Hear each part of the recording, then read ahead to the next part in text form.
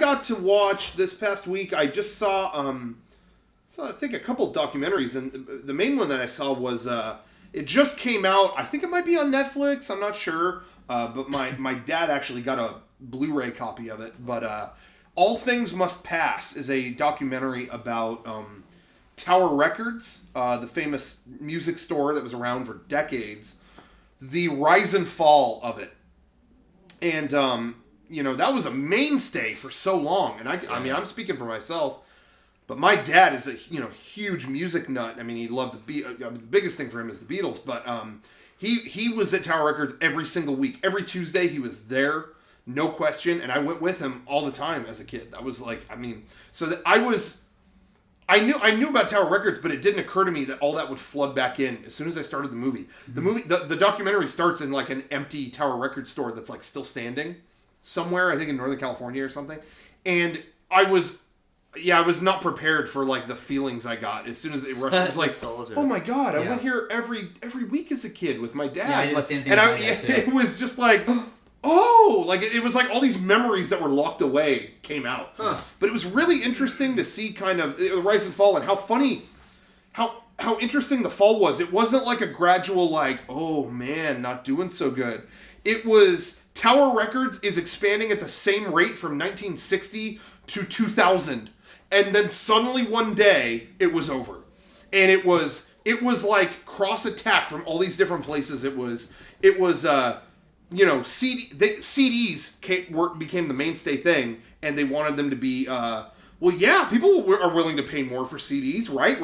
Well, let's get rid of singles. Sometimes people just want the one song, but we'll get them to buy the full album. $20. Here's the $20 for the CD. Here's this, and at the same time, Walmart started going, all right, we'll sell CDs for $12.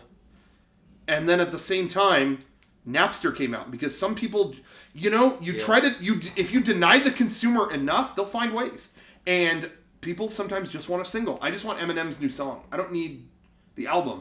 Well, they found an easy way to get it, and Napster came around. And it was like those things happened on 1 week.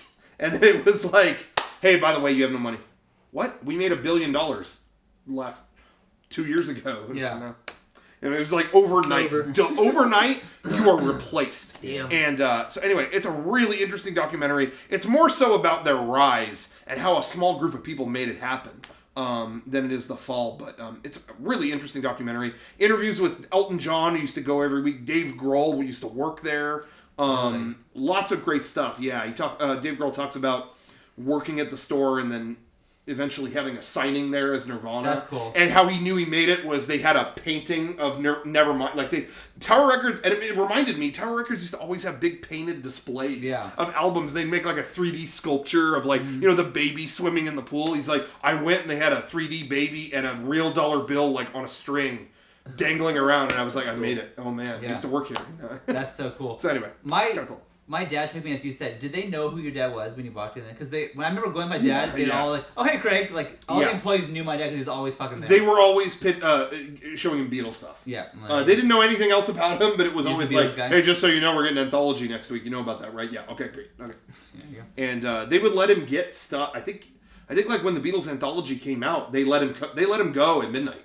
Like they opened the store. They opened the store for like a few people they knew, because the crew at each store would be really like hand trained by like the main 5 people that ran it all. It wasn't a very corporate store, and so they were all people who were really into music and were really feverish about it. So yeah, at midnight they would actually on their own time come down and all right, buy the album. One of the last times I went was a midnight record release for a Tool album. Oh, really? They did one for Tool and a Weezer album on the same night. Really? What album was it? It was Lateralis for Tool, and I think it was Maladroit. I don't know what it was. Green? It might have been green. I think it was the green one. Maladroit. Well, I got just the Weezer one. My roommate got both, but we went down there and did a midnight thing. Before that, I used to dumpster dive in the one near my house. Oh yeah. But the good one was down in Pacific Beach. Because they would just have all the promotional shit they threw away. I pulled out a stack of fucking Silverchair posters that I just used to make other posters and stuff, like the back of them. There was all kinds of stuff I'd find in the dumpsters behind the tower over at college. It's just funny because you see stuff in some of the footage and it's like, you just realize how much is what. You ever heard that Tool song? It's like Oh yeah. Derek was over here. Everyone was talking. I saw him playing bass. And then all of a sudden he goes, "It's Tool." It's a Tool song. It was so quiet. I thought he was having a stroke. It was weird. But it's just weird seeing stuff from another time that is so like, okay, pre-order the Backstreet Boys CD now, and we'll open at midnight. You know, it's like music does not have that anymore. The closest thing is Record Store Day. To having anything like that, but that is a cluster. Yeah, fuck that. Yeah. It's interesting. Anyway.